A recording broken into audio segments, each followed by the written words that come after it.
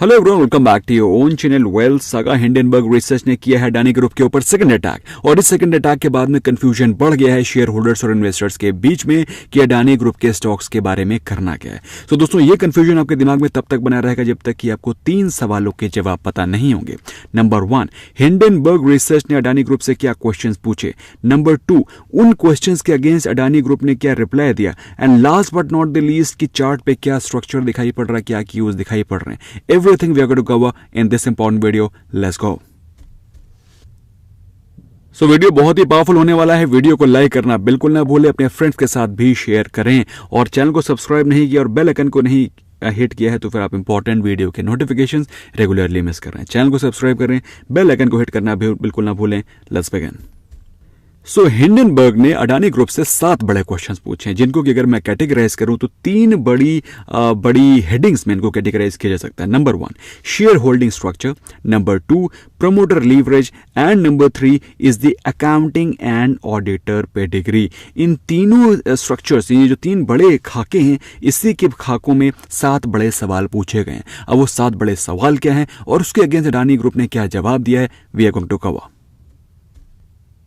तो दोस्तों, पहले तो आपको ये पता होना चाहिए कि 24 जनवरी को हिंडनबर्ग रिसर्च ने एक रिपोर्ट पब्लिश करी जिसपे कि उन्होंने बड़े क्वेश्चंस पूछे फ्रॉम अडानी ग्रुप, और उसके अगेंस्ट 413 पेज का रिस्पांस पोस्ट किया अडानी ग्रुप ने ऑन 29 जनवरी।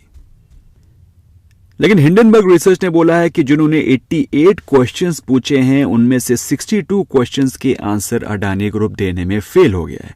लेकिन दोस्तों, वो क्वेश्चंस क्या हैं और उसके आंसर्स क्या दिए गए हैं उसको समझना बहुत जरूरी है। उसको समझते हैं। जो सबसे बड़ा और पहला क्वेश्चन पूछा गया था फ्रॉम हिंडनबर्ग रिसर्च कि अडानी ग्रुप की बहुत सारा बड़ा जो डीलिंग है वो ऑफशोर शेल कंपनीज में होता है। ये उन्होंने एलिगेशन लगाया था कि ऑफशोर शेल एंटिटीज हैं जिसमें कि बड़ा बिलियंस ऑफ यूएस डॉलर का सस्पिशियस डीलिंग और ट्रांजैक्शंस हो रहा है, जिसके द्वारा स्टॉक मार्केट में अडानी ग्रुप के स्टॉक्स को पंप किया जा रहा है और अकाउंटिंग मैनिपुलेशन करके स्टॉक को भगाया जा रहा है। सो इसके अगेंस्ट में अडानी ग्रुप ने रिप्लाई किया था कि 7.8 बिलियन डॉलर्स, 7.8 बिलियन रुपीज, जो कि डॉलर 100 मिलियन के आसपास है, उसको कंपनी ने पे किया था NQXT को, जिसका कि फुल फॉर्म है नॉर्थ क्वींसलैंड एक्सपोर्ट टर्मिनल, जो कि एज पर अडानी ग्रुप ये कोई बाहर की कंपनी या फिर आइडेंटिटी नहीं है, बल्कि अडानी ग्रुप की खुद की कंपनी है, जो कि रीब्रांडेड नेम है अडानीज एबट पॉइंट प्रोजेक्ट, जो कि 50 मेट्रिक टन का पर एनम का कोल एक्सपोर्ट का बिजनेस देखती है ऑस्ट्रेलिया में। तो उनका कहने का मतलब क्या है कि जो ये पैसा ट्रांजैक्शन हुआ है वो कंपनी के बाहर या किसी भी शेल आइडेंटिटी में नहीं हुआ है, वो कंपनी की खुद की आइडेंटिटी है, जिसमें कि पैसा ट्रांजैक्शन एक लेजिटिमेट ट्रांजैक्शन हुआ है। लेकिन हिंडनबर्ग रिसर्च ने इस क्लेम को फिर से रिफ्यूट किया और उन्होंने बोला है कि ये जो डिस्क्लोजर्स किए गए हैं, इस डिस्क्लोजर्स को लेकर के कोई भी एफर्ट नहीं डाला गया है कि ये ट्रांजैक्शंस लेजिट हैं। No effort has been made to explain these obvious irregularities, और कोई भी डिस्क्लोजर्स अटैच नहीं किए गए हैं।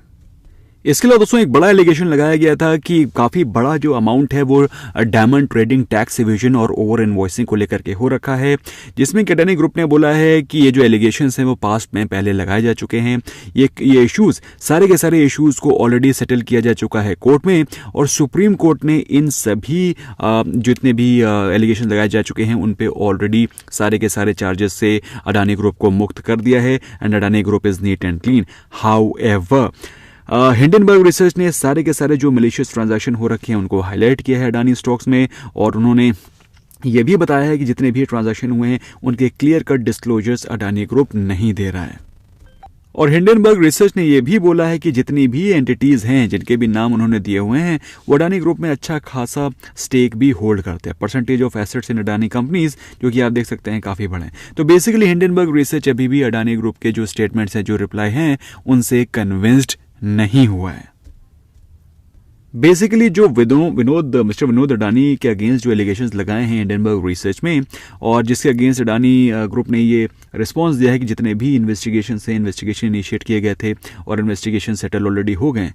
लेकिन हिंडनबर्ग रिसर्च का मानना यह है कि in short it seems that Adani group flagrantly has misled government officials and on one of the most important issues. तो बेसिकली हिंडनबर्ग रिसर्च का कहना यह है कि अडानी ग्रुप ने गवर्नमेंट ऑफिशियल्स को मिसलेड किया है और विनोद अडानी साहब के साथ जो उनकी रिलेशनशिप है उसको फॉल्सली प्रूव करके अपने जो एलिगेशंस हैं उनको वाइप आउट किया है। इसके अलावा हिंडनबर्ग रिसर्च ने एक बहुत बड़ा एलिगेशन लगाया था कि अडानी ग्रुप इस समय डीपली ओवर लीवरेज है, मतलब अच्छा खासा लोन उनके पास है, अच्छा खासा प्रोमोटर होल्डिंग प्लेज है।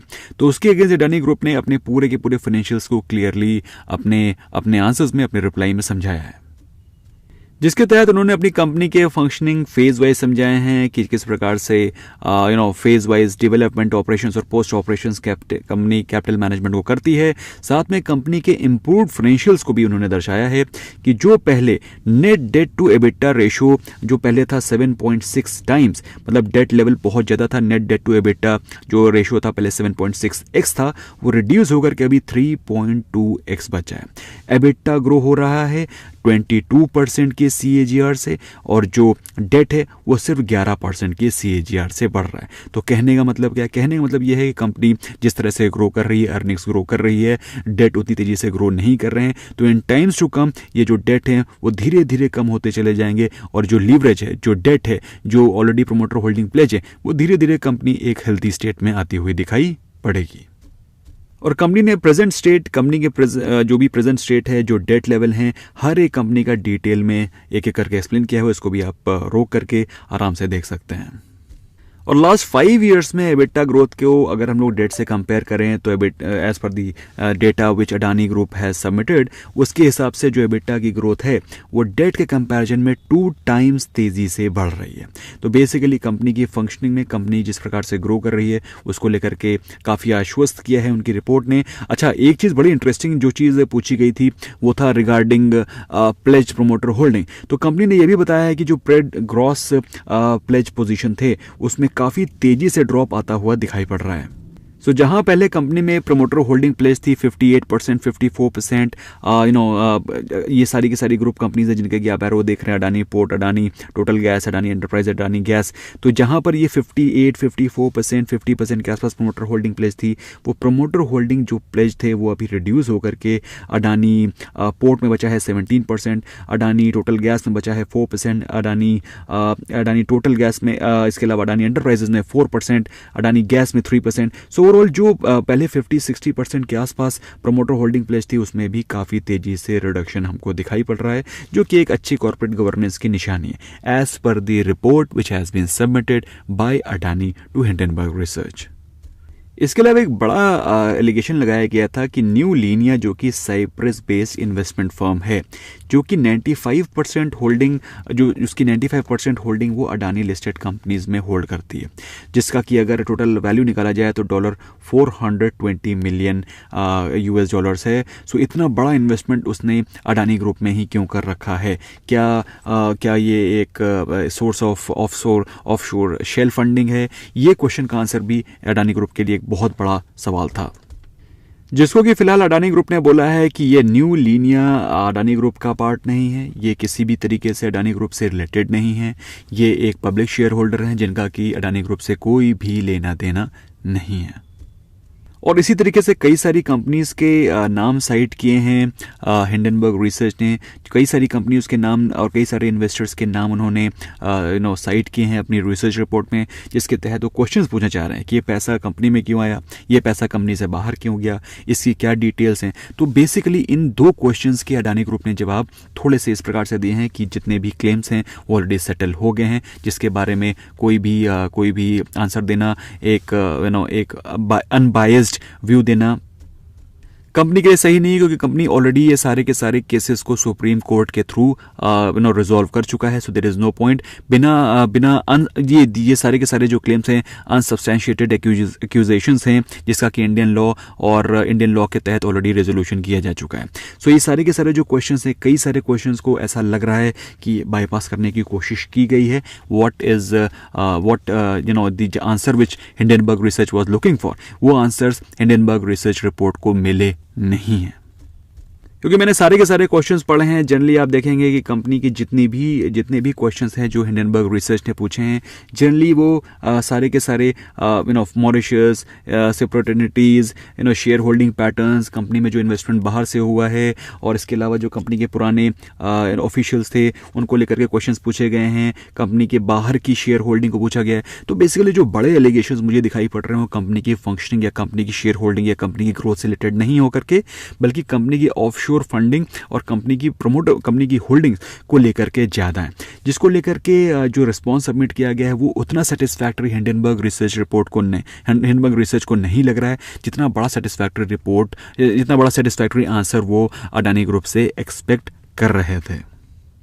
इसके अलावा कुछ और भी क्वेश्चन थे जो कि कुछ मुझे थोड़ा सा फनी भी लगे, जिसमें कि हिंडनबर्ग रिसर्च रिपोर्ट ने क्वेश्चन पूछा था कि अडानी ग्रुप ने क्रिटिकल जर्नलिस्ट को जेल पहुंचाया है, और जिसके तहत कोई भी जर्नलिस्ट उनके अगेंस्ट खड़ा नहीं होता। ये एक बड़ा ही फनी सा एक्विजिशन था, जिसको लेकर के अडानी ग्रुप ने बोला है कि ये सारे के सारे जो एक्शंस हैं वो अडानी ग्रुप ने नहीं लिए हैं, वो लीगल रिकोर्स के द्वारा लिए गए हैं। और वैसे भी ये जो जर्नलिस्ट थे जिनको की जेल की गई है, वो जेल ना होकर के नॉन बेलेबल वारंट इशू किया गया था उनके अगेंस्ट, क्योंकि वो कोर्ट के सामने टाइम से अपीयर नहीं हुए थे। सो बेसिकली कई सारे इश्यूज हैं जिनको कि हिंडनबर्ग रिसर्च रिपोर्ट ने just to make questions 88 in numbers उनको बढ़ाने के लिए बनाया है। लेकिन जहाँ तक मुझे लगता है दोस्तों, जो क्वेश्चंस वैलिड हैं वो हैं कंपनी की शेयर होल्डिंग को लेकर के, जो कि स्पेशली जो ऑफ शोर शेयर होल्डिंग है, ऑफ शोर कंपनीज हैं जिनके पास शेयर्स हैं अडानी ग्रुप के। That is question which is actually very big, जिसका कि आंसर हिंडनबर्ग रिसर्च को साफ साफ नहीं मिला है, जिसके कारण वो फिर से अडानी ग्रुप के ऊपर अटैक करते हुए दिखाई पड़ रहे हैं। इससे पहले दोस्तों हम लोग कंपनी के स्टॉक के चार्ट्स को देखें। एक क्वेश्चन बहुत बड़ा पूछा गया था, जो एलिगेशन लगाया गया था कि कंपनी ने जो अभी रिसेंटली अपने ऑडिटर से कंपनी के ऑडिट कराए हैं, उनका एक्सपीरियंस बहुत कम है। उनके हिसाब से जो कंपनी के जिन्होंने जिस सीए ने ऑडिट किया है, उनकी एज मात्र 28 ईयर्स है, किसी की 27 ईयर्स है, किसी की 46 ईयर्स है, और वो ड्यूली क्वालिफाइड नहीं है। और जो फर्म जिसने ऑडिट किया है उसका नाम है शाह धंधारिया, और उसमें जो ऑडिटर्स हैं उनकी age as low as 23 years old है। तो बेसिकली ये एक बड़ा एलिगेशन लगा था, जिसको लेकर के अडानी ग्रुप ने क्लैरिफिकेशन दिया है कि जितने भी ऑडिटर्स हैं वो क्वालिफाइड हैं, उनके पास ऑलरेडी ICAI का they are qualified from ICAI, और उनके पास सारे के सारे डॉक्यूमेंट, सारे के सारे एलिजिबिलिटी है, जिसके तहत वो किसी भी कंपनी के फाइनेंशियल्स को as per Indian existing law verify कर सकते हैं। सो कई सारे क्वेश्चंस हैं दोस्तों जो कि मुझे अनरीजनेबल लगे, जैसे कि यही क्वेश्चन है, किसी की एज से आप किसी की नॉलेज या फिर किसी के कम एक्सपीरियंस से किसी की नॉलेज को आप आंक नहीं सकते।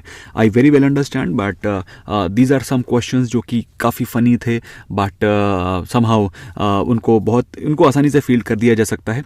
But they are some questions जिसमें कि अभी भी बड़े क्वेश्चन मार्क लगे हैं, और हिंडनबर्ग रिसर्च अभी भी उनसे पीछे हटने को तैयार दिखता हुआ दिखाई नहीं पड़ रहा है। और दोस्तों जैसे कि आप लोग जानते हैं, अडानी एंटरप्राइजेस का FPO अभी भी चालू है, और आज एक बड़ा अनाउंसमेंट हुआ है जिसके तहत 1.4 बिलियन का investment AED dirhams 1.4 billion dirhams का इन्वेस्टमेंट किया है इंटरनेशनल होल्डिंग कंपनी, जो कि अबू धाबी बेस्ड कॉन्ग्लोमरेट है। उसने एक बड़ा इन्वेस्टमेंट किया। दोस्तों आपको मालूम होना चाहिए, ये जो इन्वेस्टमेंट किया गया है 1.4 बिलियन दिरहम्स का, ये ऑलमोस्ट 16% ऑफ FPO है। तो आप समझ सकते हैं एक बड़ा इन्वेस्टमेंट किया जा रहा है अडानी एंटरप्राइजेस में, जो कि बताता है कि कितना बड़ा इन्वेस्टमेंट, कितना बड़ा कॉन्फिडेंस FIIs शो कर रहे हैं towards the growth of Adani enterprises as a whole. और उन्होंने अपने स्टेटमेंट में बोला है कि our interest in Adani group is driven by our confidence and belief in the fundamentals of Adani enterprises. We see a strong potential of growth from a long term perspective and added values to our share holders. तो काफ़ी बड़ा statement भी आया है from international holding company, और जिससे कि I am sure investors और शेयर होल्डर्स का कॉन्फिडेंस बढ़ेगा। अब अडानी ग्रुप की 413 पन्ने की रिपोर्ट को दोस्तों मैंने समराइज करने की कोशिश करी है with in a very very small video of 14 minutes. So I am sure दोस्तों आपको मेरा ये एफर्ट पसंद आया होगा। इनके यस तो स्मैश करें लाइक बटन और फ्रेंड्स के साथ पक्का शेयर करें। कुछ चीज़ें हैं दोस्तों जो कि काफ़ी क्लियरली अडानी ग्रुप ने फील्ड करी हैं, कुछ क्वेश्चन हैं जो कि सेटिस्फैक्टरीली आंसर नहीं किए गए हैं। फिलहाल दोस्तों स्टॉक्स के बारे में बात करें, सबसे पहले बात कर लेते हैं अडानी एंटरप्राइज के बारे में। स्टॉक आज के दिन ऑलमोस्ट 4% अप था, प्रेजेंटली ट्रेड कर रहा है 2869 पे, और जैसा कि जानते हैं आप लोग एफपीओ का जो प्राइस है अप्रोक्सीमेटली 3200 के आसपास है। तो एफपीओ के प्राइस से कहीं ज़्यादा सस्ते वैल्यूएशन पे स्टॉक इस समय अवेलेबल है। अब क्वेश्चन उठता है कि हम लोग एफपीओ में क्यों अप्लाई करें जब स्टॉक हमें ओपन मार्केट में ही सस्ते प्राइस पे मिल रहा है। बात भी सही है। लेकिन दोस्तों अगर आप एफपीओ में अप्लाई करते हैं एज ए रिटेल इन्वेस्टर आप अप्लाई कर सकते हैं, लेकिन अगर आपको बड़ा इन्वेस्टमेंट करना है, अगर आप FII हैं तो फिर आपको वही रूट अपनाना पड़ेगा, क्योंकि इतना ज़्यादा बल्क में इन्वेस्टमेंट आप ओपन मार्केट के थ्रू ना कर पाएंगे। फिलहाल दोस्तों बात करें स्टॉक की, तो प्रेजेंटली स्टॉक ट्रेड कर रहा है 2869 के प्राइस पे। जहां तक मुझे लगता है दोस्तों ये स्टॉक अभी भी थोड़ा सा रिस्की है। I am being very very frank and being very very honest. So अगर आप मुझसे पूछें टेक्निकली फंडामेंटली इसको साइड में करते हैं दोस्तों, जैसा कि हम लोग कई बार डिस्कस कर चुके हैं, टेक्निकली दोस्तों अभी भी स्टॉक रिस्की है। मुझे लगता है स्टॉक 3200 के आसपास करके एक बार फिर से गिरावट दिखाना शुरू कर सकता है। So according to me there is a slight caution required in this stock. मेरे हिसाब से स्टॉक में थोड़ा सा वेट एंड वॉच करने की जरूरत है। स्टॉक 3200 के ऊपर जब ब्रेकआउट दे तो ही आप इन्वेस्टमेंट करें। ऑल्दो स्टॉक के वॉल्यूम्स में एक अच्छा इंप्रूवमेंट इजाफा दिखाई पड़ रहा है, और जैसा कि आप लोग जानते हैं कभी कोई स्टॉक सेल करता है तो उसके अगेंस्ट कोई ना कोई स्टॉक बाय करता है। लेकिन दोस्तों अभी मेरे हिसाब से स्टॉक में थोड़ा सा कॉशियस रहने की जरूरत है। Similar is the case with Adani ports as well. अभी भी स्टॉक में मुझे वीकनेस दिखाई पड़ रही है। इनफैक्ट आज के दिन स्टॉक काफ़ी पॉजिटिव था, लेकिन उसके बाद जो क्लोजिंग हुई है वो नेगेटिव नोट पे ही हुई है, और कुछ दिन ये गहमा गहमी चलती रहेगी जब तक कि इसमें रेजोल्यूशन निकल करके नहीं आता। मेरे हिसाब से साइड लाइन्स में बैठने की में ही भलाई है। Although I am invested in Adani group दोस्तों, मैं एज अ डिस्क्लेमर आपको बता देना चाहता हूँ, so you should be aware about it. और अडानी ग्रुप में दोस्तों इन्वेस्टमेंट करने का मतलब ये है कि आपके अंदर रिस्क एपेटाइट है। अगर आपके अंदर रिस्क एपेटाइट है तो ही इन्वेस्टमेंट करें, अदरवाइज अवॉइड। नेक्स्ट स्टॉक है दोस्तों Ambuja cement. Presently stock trade कर रहा है 386 के आसपास। स्टॉक अपने एक इंपॉर्टेंट सपोर्ट ट्रेंड लाइन के राइजिंग ट्रेंड लाइन के सपोर्ट पे के लेवल से आकर के बाउंस बैक ले रहा है, जो कि है 360 लेवल्स। जहां तक मुझे लगता है दोस्तों ये स्टॉक 360 350 के आसपास एक बहुत ही रीजनेबल लॉन्ग टर्म बाय भी है। But at the same time अगर ये स्टॉक 350 के लेवल्स को ब्रेक कर देता है तो स्टॉक में तेजी से गिरावट आ सकती है। Stock can hit towards 280 300 levels also. So मेरे हिसाब से दोस्तों इस समय मार्केट में कॉशियस रहने की ज़रूरत है। अडानी ग्रुप में बहुत ज़्यादा तेजी से और एग्रेसिव इन्वेस्टमेंट करने की ज़रूरत नहीं है। Let the dust settle, let things come clear. जब थिंग्स क्लियर हो जाएंगी उसके बाद अगर आप 100-200 रुपये ऊपर भी महंगा शेयर खरीद लेंगे कोई प्रॉब्लम नहीं है।